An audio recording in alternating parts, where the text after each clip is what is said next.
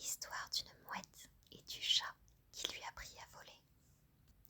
Zorbaz le chat, grand, noir et gros, a promis à la mouette qui est venue mourir sur son balcon de couver son dernier œuf, de protéger le poussin et de lui apprendre à voler. Tous les chats du bord de Hambourg vont se mobiliser pour l'aider à tenir ses promesses insolites. À travers les aventures rocambolesques et drôles de Zorbaz et Afortunada, on découvre la solidarité, la tendresse, la nature et la poésie. Première partie. Chapitre 1. Mer du Nord. Banc de harengs à bâbord, annonça la vigie, et le vol de mouettes du phare du Sable Rouge accueillit la nouvelle avec des cris de soulagement. Il y avait 6 heures qu'elles volaient sans interruption, et bien que les mouettes pilotes les aient conduites par des courants d'air chaud, agréables pour planer au-dessus de l'océan, elles sentaient le besoin de refaire leurs forces. Et pour cela, quoi de mieux qu'une bonne vendrée de harengs? Elles survolaient l'embouchure de l'Elbe dans la mer du Nord.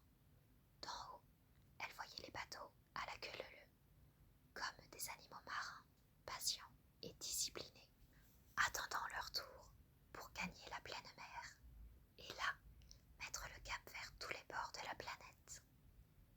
Genga, une mouette au plumage argenté, aimait particulièrement regarder les pavillons des bateaux, car elle savait que chacun représentait une façon de parler, de nommer les choses, avec des mots différents.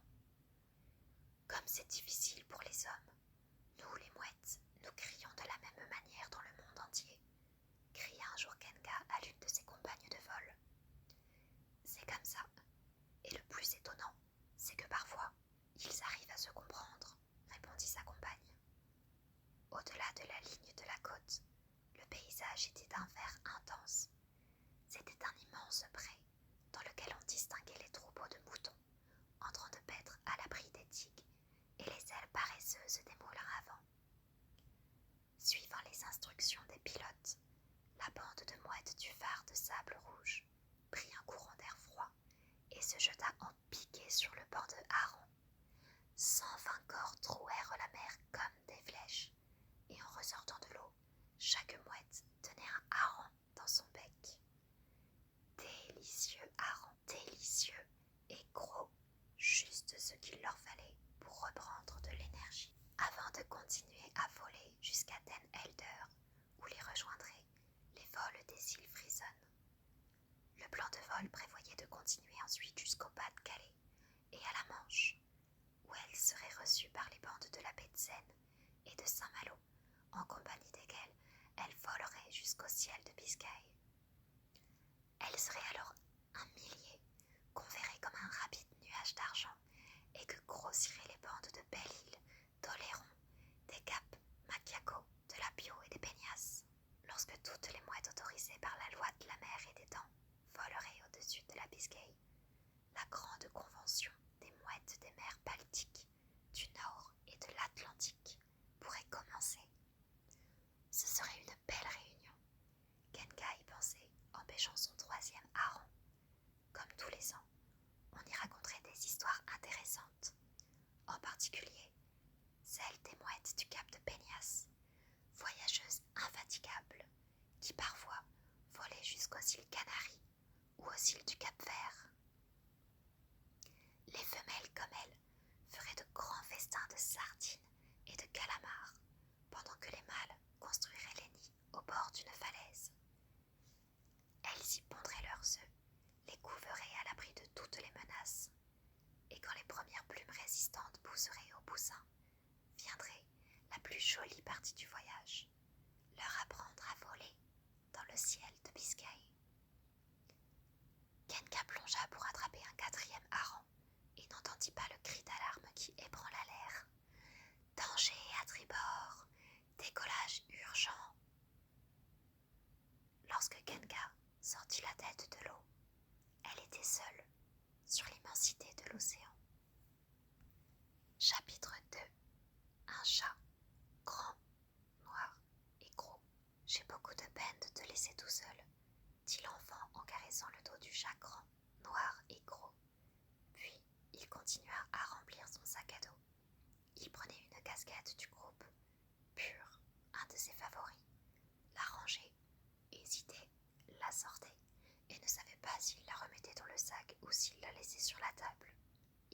pas à décider ce qu'il allait emmener en vacances et ce qu'il allait laisser à la maison. Le chat grand, noir et gros le regardait avec attention, assis sur le bord de la fenêtre, son endroit préféré. J'ai pris mes lunettes pour nager. Zorbas, t'as pas vu mes lunettes? Non, tu les connais pas, toi. T'aimes pas l'eau. Tu sais pas ce que tu perds.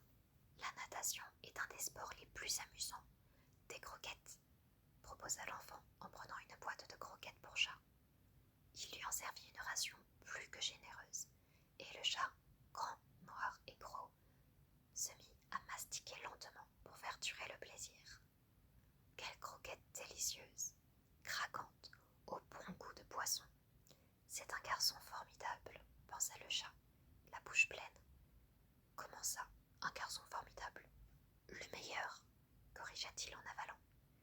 Zorbas, le chat grand, noir et gros, avait de bonnes raisons de penser cela de cet enfant qui dépensait son argent de poche en délicieuses croquettes, qui nettoyait la litière de la caisse où il faisait ses besoins et qui l'instruisait en lui parlant de choses importantes. Ils passaient de longues heures ensemble, sur le balcon, à regarder l'activité incessante du port de Hambourg. Et là, par exemple, le garçon lui disait « Tu vois ce bateau, Zorbas? Tu sais d'où il vient? Du Libéria, un pays d'Afrique très intéressant parce qu'il a été fondé par des hommes qui avaient été des esclaves. Quand je serai grand, je serai capitaine d'un grand voilier et j'irai au Libéria. Tu viendras avec moi, Zorbas. Tu seras un bon chat de mer, j'en suis sûre. » Comme tous les enfants des ports, ils rêvaient de voyages dans des pays lointains. Le chat grand, noir et gros l'écoutait en ronronnant et se voyait aussi à bord d'un voilier sillonnant les mers. Oui, le chat, grand, noir et gros, avait beaucoup de tendresse pour le garçon, et il n'oubliait pas qu'il lui devait la vie. Zorbas avait contracté cette tête exactement le jour où il avait quitté le panier dans lequel il vivait avec ses 7 frères. Le lait de sa mère était tiède et doux, mais lui, il voulait goûter ces têtes de poisson que les gens du marché donnaient aux grands chats. Il ne pensait pas en manger une entière, non.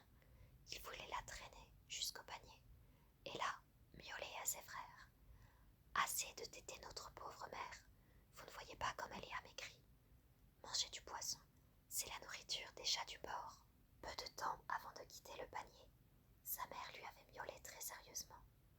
Tu es agile et malin, c'est très bien, mais tu dois faire attention à ne pas sortir du panier.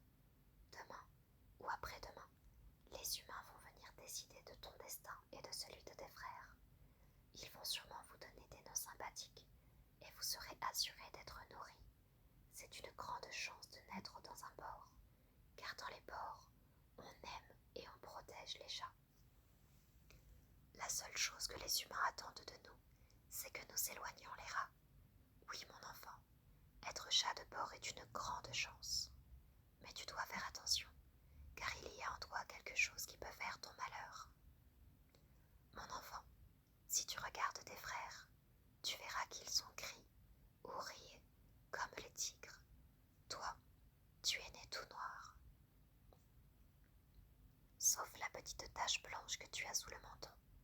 Il y a des humains qui croient que les chats noirs portent malheur. C'est pourquoi, mon petit, il ne faut pas sortir du panier. Mais Zorbas, qui était alors une petite boule de charbon, quitta le panier. Il voulait goûter une de ces têtes de poisson, et il voulait aussi voir un peu le monde. Il n'alla pas très loin, la queue dressée et vibrante, en trottant vers un étal de poissonnier. Il passa devant un grand oiseau qui somnolait, la tête penchée. C'était un oiseau très laid, avec une énorme poche sous le bec. Soudain, le petit chat sentit que le sol s'éloignait de ses pattes, et sans comprendre ce qui lui arrivait, il se retrouva en train de faire des cabrioles en l'air. Se souvenant de l'une des premières leçons de sa mère, il chercha un endroit pour en retomber sur ses 4 pattes. Mais en bas, l'oiseau l'attendait, le bec ouvert. Il tomba dans la poche, il y faisait noir, et ça sentait horriblement mauvais. « Laisse-moi sortir, miaula-t-il désespéré. « Ah bon, tu parles? Quelle bête tu es » croassa l'oiseau sans ouvrir le bec. Laisse-moi sortir ou je te grive, miaula-t-il menaçant. Je crois que tu es une grenouille. Tu es une grenouille, croisa l'oiseau, toujours le bec fermé. Je m'étouffe, oiseau idiot, miaula le petit chat. Oui, tu es une grenouille noire, comme c'est étrange, croisa l'oiseau. Je suis un chat et je suis en colère. Laisse-moi sortir ou tu vas le regretter, miaula le petit Zorbas en cherchant où planter ses griffes dans la poche sombre. Tu crois que je ne sais pas distinguer un chat d'une grenouille? Les chats sont poilus, ils sont rapides et ils sentent la pantoufle. Toi, tu es une grenouille. Une fois, j'ai mangé des grenouilles. C'était pas mauvais, mais elles étaient vertes. Dis donc, tu ne serais pas une grenouille vénéneuse par hasard, croisa l'oiseau inquiet. Oui, je suis une grenouille vénéneuse, et en plus, je porte malheur. Quel problème? L'autre jour, j'ai avalé un hérisson vénéneux, et il ne m'est rien arrivé. Quel problème? Je t'avale ou je te crache, réfléchit l'oiseau. Mais il ne croisa rien de plus, car il s'agita, battit des ailes, et ouvrit finalement le bec. Couvert de bave, le petit Zorbas sortit la tête et sauta par terre. Il vit alors le garçon qui tenait l'oiseau par le cou et le secouait. Tu es aveugle ou quoi, pélican imbécile? Viens, mon chat, un peu plus, tu finissais dans le ventre de cet oiseau, dit l'enfant, et il le prit dans ses bras. C'est ainsi qu'avait commencé cette amitié, qui durait depuis 5 ans. Le baiser de l'enfant sur sa tête éloigna ses souvenirs. Il le vit enfiler son sac à dos, marcher vers la porte, et de là, lui dire encore adieu. Attends de moi, je penserai à toi tous les jours, Zorbas, je te le promets. Au revoir, Zorbas, au revoir, mon gros, crièrent les 2 petits frères du garçon. Le chat, grand, noir et gros, entendit qu'on fermait la porte à double tour, et il courut jusqu'à la fenêtre, sur la rue, pour voir sa famille adoptive avant qu'elle ne s'éloigne. Le chat, grand, noir et gros, poussa un soupir de satisfaction. Pendant 2 mois, il allait être le seigneur et maître de l'appartement. Un ami de la famille viendrait tous les jours lui ouvrir une boîte de nourriture et changer sa litière. 2 mois pour se prélasser dans les fauteuils, sur les lits, ou sortir sur le balcon, grimper sur les toits, aller jusqu'aux branches du vieux marronnier, ou descendre le long de son tronc jusqu'à la cour, où il retrouverait les chats du quartier. Il n'allait pas s'ennuyer, pas du tout. C'est ce que pensait Zorbas, le chat grand, noir et gros, car il ne savait pas ce qui allait lui tomber dessus très bientôt. Chapitre 3. Hambourg en vue. Genga déplia ses ailes pour prendre son envol, mais la vague fut plus rapide et la recouvrit toute. Quand elle sortit de l'eau, la lumière du jour avait disparu, et après avoir secoué énergiquement la tête, elle comprit que la malédiction des mers obscurcissait sa vue. Genga, la mouette aux plumes argentées, plongea sa tête dans l'eau à plusieurs reprises, jusqu'à ce que quelques étincelles de lumière arrivent à ses pupilles couvertes de pétrole. La tache visqueuse, la peste noire, collait ses ailes à son corps, et elle se mit à remuer les pattes, dans l'espoir de nager vite et de sortir du centre de la vague noire. Tous les muscles tétanisés par l'effort, elle atteignit enfin la limite de la tache de pétrole et le frais contact de l'eau propre. Lorsque, à force de cligner des yeux et de plonger, sa tête sous l'eau, elle réussit à nettoyer ses yeux. Elle regarda le ciel et ne vit que quelques nuages qui s'interposaient entre la mer et l'immensité de la voûte céleste. Ses compagnes de la bande du phare du sable rouge devaient être loin, très loin. C'était la loi. Elle aussi avait vu des mouettes surprises par les vagues noires mortelles, et malgré son désir de descendre, de leur apporter une aide aussi inutile qu'impossible, elle s'était éloignée, respectant la loi qui interdisait d'assister à la mort de ses compagnes. Les ailes immobilisées, collées au corps, les mouettes étaient des proies faciles pour les grands poissons, ou bien elles mouraient lentement, asphyxiées par le pétrole qui en glissait entre leurs plumes. bouger tous leurs bords. C'était le sort qui l'attendait, et elle désira disparaître rapidement dans le gosier d'un grand poisson. La tache noire, la peste noire, tandis qu'elle attendait l'issue fatale, Genga maudit les humains. Pas tous, il ne faut pas être injuste, cria-t-elle faiblement. Souvent, elle avait vu d'en haut comment les grands pétroliers profitaient des jours de brouillard côtier pour aller en haute mer nettoyer leurs réservoirs. Ils jetaient à la mer des milliers de litres d'une substance épaisse et pestilentielle qui était entraînée par les vagues.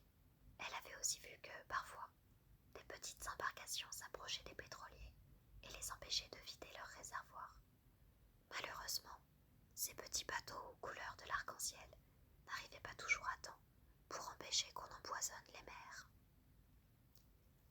Genga passa les heures les plus longues de sa vie, posée sur l'eau, à se demander atterrée si ce n'était pas la plus terrible des morts qui l'attendait, pire que d'être dévorée par un poisson, pire que l'angoisse de l'asphyxie, mourir de faim.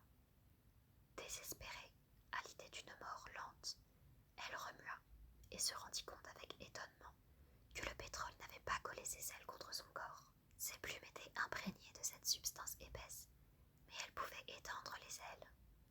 J'ai peut-être encore une chance de sortir de là, et qui sait si en volant haut, très haut, le soleil ne fera pas fondre le pétrole. Une histoire racontée par une vieille mouette des îles frissonne revint à sa mémoire. Cela parlait d'un humain nommé Icare, qui pour réaliser son rêve de voler, s'était fabriqué des ailes avec des plumes d'aigle et avait volé très haut, tout près du soleil. Si bien que la chaleur avait fait fondre la cire qui collait les plumes et qu'il était tombé. Genga battit des ailes, replia ses pattes, s'éleva de quelques centimètres et retomba dans l'eau. Avant de recommencer, elle plongea complètement et remua ses ailes sous l'eau. Cette fois, elle s'éleva d'1 mètre avant de retomber. Ce maudit pétrole collait les plumes de sa queue, de sorte qu'elle ne pouvait pas guider son ascension.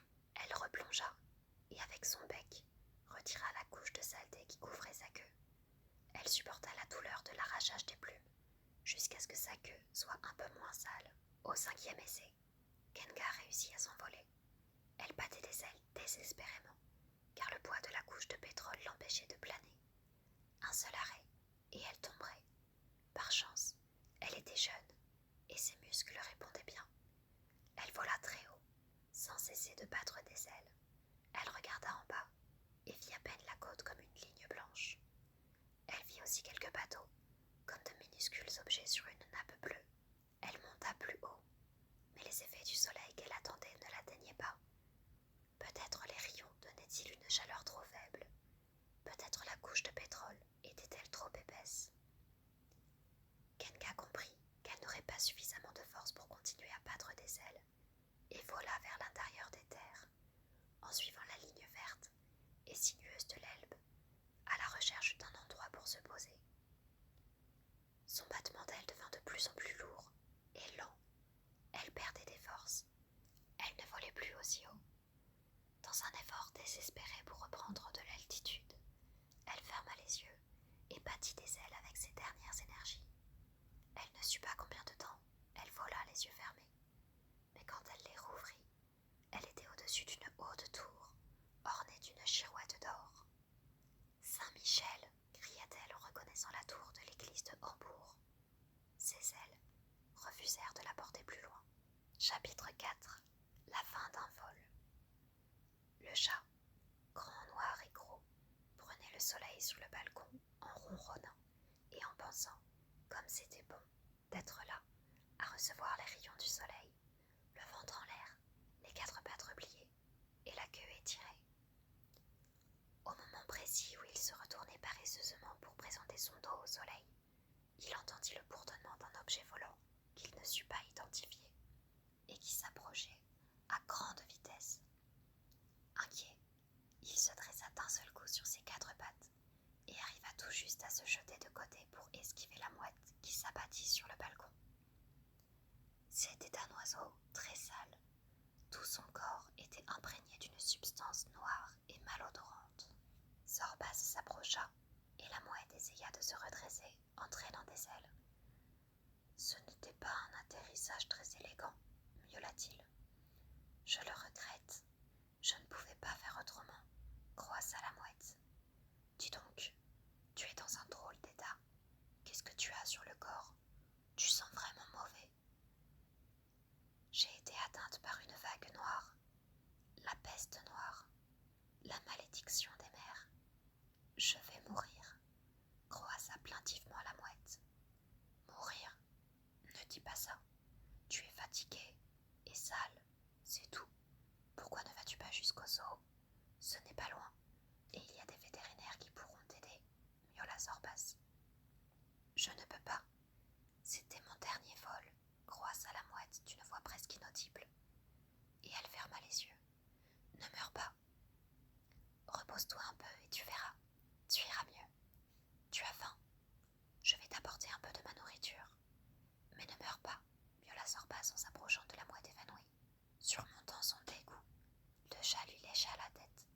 Cette substance qui la couvrait avait un goût horrible. Quand il lui passa la langue sur le cou, il remarqua que la respiration de l'oiseau était de plus en plus faible. Écoute, mon ami, je veux t'aider, mais je ne sais pas comment. Essaye de te reposer pendant que je vais demander ce qu'on fait avec une mouette malade, miaula Zorbas avant de grimper sur le toit. Il s'éloignait vers le marronnier quand il entendit la mouette l'appeler. Tu veux que je te laisse un peu à manger, miaula-t-il soulagé. Je vais pondre un œuf. Avec les dernières forces qui me restent, je vais pondre un œuf. Chat, mon ami, on voit que tu es bon, que tu as de nobles sentiments. Je vais te demander de me promettre 3 choses. Tu vas le faire, demanda-t-elle en secouant maladroitement ses pattes, dans un essai manqué pour se redresser. Zorbas pensait que la pauvre mouette délirait, et qu'avec un oiseau dans un état aussi lamentable, on ne pouvait qu'être généreux. Je te promets tout ce que tu voudras, mais maintenant, repose-toi, miaula-t-il avec compassion. Je n'ai pas le temps de me reposer. Promets-moi que tu ne mangeras pas l'œuf, dit-elle en ouvrant les yeux. Je promets de ne pas manger l'œuf. Promets-moi de t'en occuper jusqu'à la naissance du poussin, croissa-t-elle en soulevant la tête. Je promets de m'occuper de l'œuf jusqu'à la naissance du poussin, miaula Zorbas. Et promets-moi que tu lui apprendras à voler, croissa-t-elle en regardant fixement le chat dans les yeux. Alors Zorbas pensa que, non seulement cette malheureuse mouette délirait, mais qu'elle était complètement folle. Je promets de lui apprendre à voler. Et maintenant repose-toi. Je vais chercher de l'aide, miaula Zorbas en sautant sur le toit. Gengar regarda le ciel, remercia les bons vents qui l'avaient accompagné, et juste au moment où elle poussait son dernier soupir, un petit œuf blanc, taché de bleu, roula à côté de son corps imbibé